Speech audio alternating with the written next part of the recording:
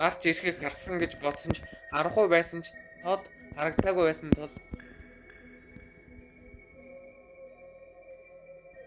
дараагийн өдөр нь унтлаа гэж бодоод Марк руу залгалаа.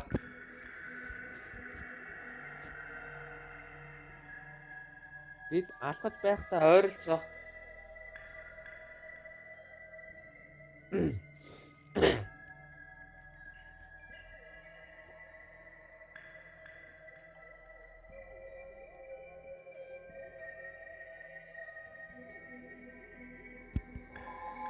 нуур руу явган явлаа.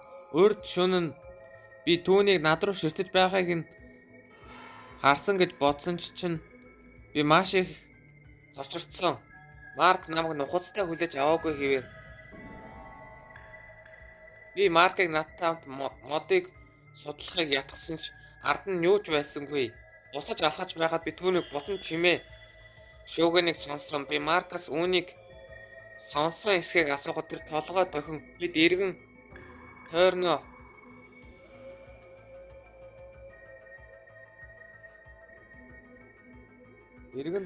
харсан ч амтан алхаж байгааг харсан.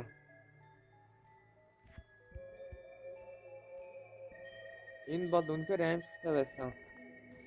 Амтны шажигных чимээ бидний зүүн талаас чимээ гарч бид тэр зүг рүү хартал тэр дүрийг дахин олж харлаа. Тэр бутны цаанаас над руу ширтэж байв. Тэр над руу ширтэж байсан цустай нүдэрээ би ойрлон түүнийг ойруу алга болж байхыг харав. Марк над руу эргэж харсан боловч тэр хэнийг ч хараагүй тул би зүгээр л түүнийг хуурах гэж оролдож байна гэж бодсон. Марк тэр хоёр биенээ ярьлаа гэж уурлав. Тэр өдөр бид буудалтай хүрч бид хоёр өөр замаар явлаа. Би тэр шөнө ойроо алхахаар шийдэв. Би зөргөө үзэх гэж явсан юм. Түүнийг Марк гэж бодоод ардаас ширүүн дуу сонсогдов. Би ууртаагаар хөөе Марк чи юу хийж байгаа юм бэ гэж асуув. Орилох гэтэл би араас иргэдэл миний харсан хүн саарал бүрэн өмссөн. Джинсэн өмс халтар бейсболын малгай өмссөн байсан. Түүнийг харах мөчөд өргөстэй бут зөөгтэй байсан ч шорт өмссөн байсан бөгөөд хөлөө зүсхийг хүсээгүй тул би түүнийг дагсангүй. Лагерт руу босож очоод Маркийг тэр надаас шууд уучлалт гуйж дараа нь ойлгосон зүйл бол намайг үнэхээр сандрахсан. Марк саарал хүрэн өмсөөгүй ажлын джинсэн өмд юм уу? Бейсболын малгай өмсөөгүй байсан. Тул би Марк руу шүнжэнгөө зодтолдохыг хүсээгүй хэвэн байсан. Бөгөөд харахгүй болоход би майхан руугаа буцаж шөндөө холсон ч шүн дунд би гаднаас хачин чимээ гарахад сэрлээ. Хэн нэгэн ийш тийш алхаж байгаа юм шиг сонсогдов. Би уцаа шалгаад өглөөний 4 цаг болж байд. Би ч бас өрдөнд сонсож байсан шигээ Гриффийн амьсгалахыг сонссон.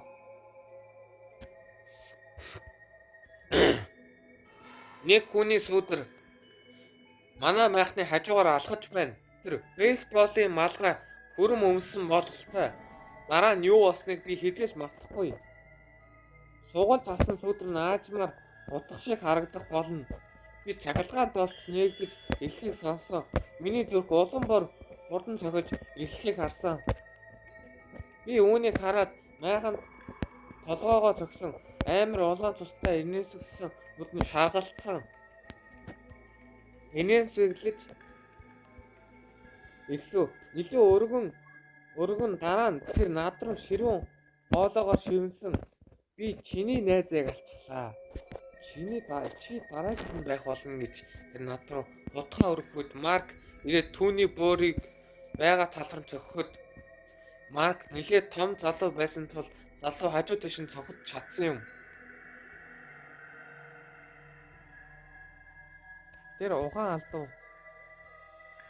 Залууг хажууд нь тийш цохонгууд шууд нүднэд эхлэв. Марк яг л галзуу хүн шиг байсан. Цагтаа над руу яаран гүйж ирээ чи зүгээр байх болно гэж хэлээд бид түүнийг авлаа. Үүний дараа бид тэндүү сандарсан тул эцэг эх рүүгээ залгаад тэд биднийг гэрт хөргөж өглөө. хамттайгаа цусан сууж байхдаа мэдэрсэн аимшиг түүх бөгөөд бид бараг үл мэдэх гүн хүндийд очиж тэнд очихын тулд 10 гаруй цаг явж дахиад 5 цаг алхасны дараа бид өмнө байгалийн сүр жавхланд байгалийн үзэсгэлэн байдал тодорч сэлмэг усны уус цэвэр агаар бидний хүлээж байсан. Би үүнийг алдаа эсвэл шуу гэж бодсон.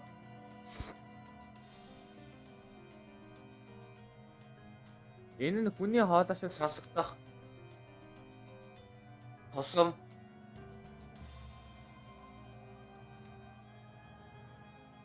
брэнд өөр хин нэгэн энд ирсэн гэж бодож байна уу гэж ирээд хариулваа. Би чамд энэ газар гэдгийг би хэдэн удаа хэлсэн юм бэ гэж би эргэн тойрноо хараад л өсөн дундаас нэг хүн ширтээд байсан маш их муудсан савхин юм өмссөн биднийг хараад байсан.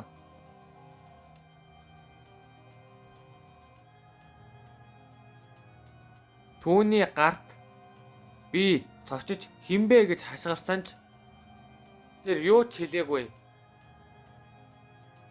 Шавчид хачин чимээ гаргасаар бид галуу бадаарч гар утсаа асаагаад цагтаа дуудах гэж бэлдсэн ч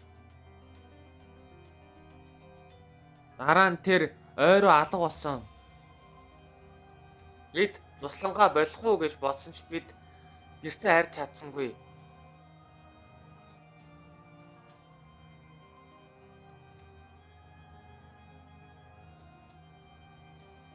Би чанга хашгирах чимээнээр сэрлээ. Брэд уйлж байгаад мэдлээ. Би өдөр харсан хүн рүүгөө майхан руугаа яар хүмүүс Брэдийн гар хүлээг татан Брэдийн мөчрийг таслах гэж байгаа юм шиг сандраад л бүх мөнгөөр минь чирч машиныг нэг бүгэлдэн чирэх чимээ сонсогдов. Гар утсаа дээшлүүлээ 911 рүү залгасан боловч хоолой минь гарсангүй. Би амьсгаатаа арай ядан ярьж цагтаа руу илгээсэн ч тэд удаан хугацаа шаардах юм шиг байна. Тэгээд дараа миний ээлж ястыг бидэд ойроо зугцдээ.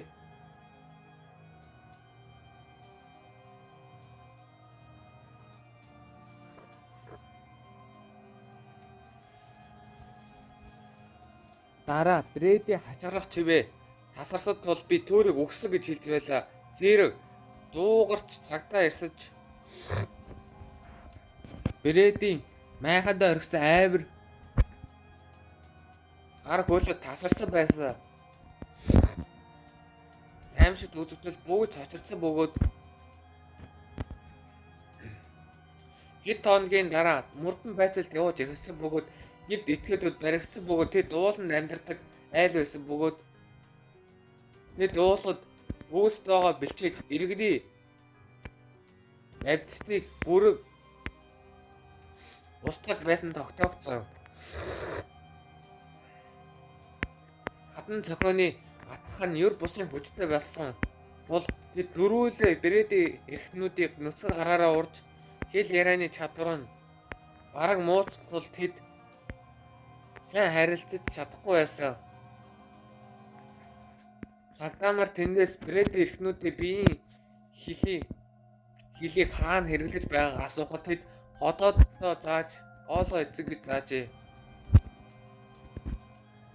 Эдгийг хүсэж байгаа мэт нөхөө зангаагаар тэд шоронд орсон боловч тэнд байгаа бусад хоригдлууд бүрэн тусгаарлагдсан.